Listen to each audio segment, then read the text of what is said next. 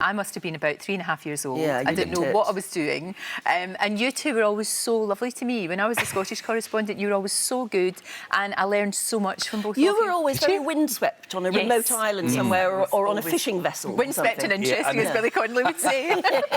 But you two, now, how many shows have you done together? Because not just TVAM, obviously, but of course you did Anne and Nick, yeah? Well over 1,000. Well over 1,000. Must be, yeah. So you know each other quite well.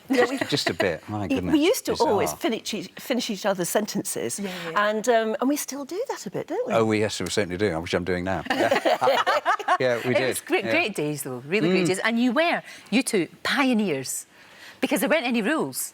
No, because nobody knew, and everybody said breakfast television will never last. Never catch on. I think we sort of introduced the informality. Totally. TV up to then was quite formal, wasn't it?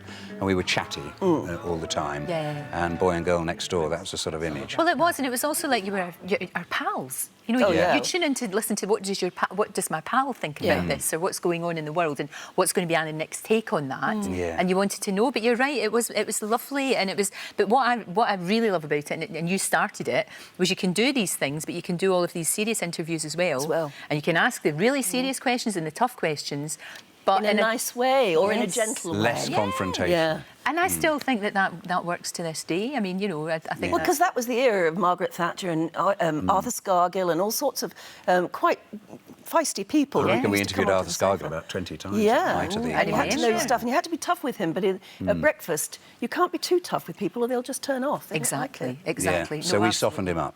You did. You softened him up for Paxo. Exactly. The trouble is, don't you find oftentimes that you get more from politicians and union leaders and all of that with that sort of approach? Totally agree. I remember, though, David Steele. Do you remember David? We encouraged people to have a cup of tea while they were talking to us. Yep. And David Steele spilt tea all down his front, and he had to do the rest of the interview with a cup and saucer in front of the stain. Did the entire interview like this. Yes, I'm so relaxed. I'm so relaxed.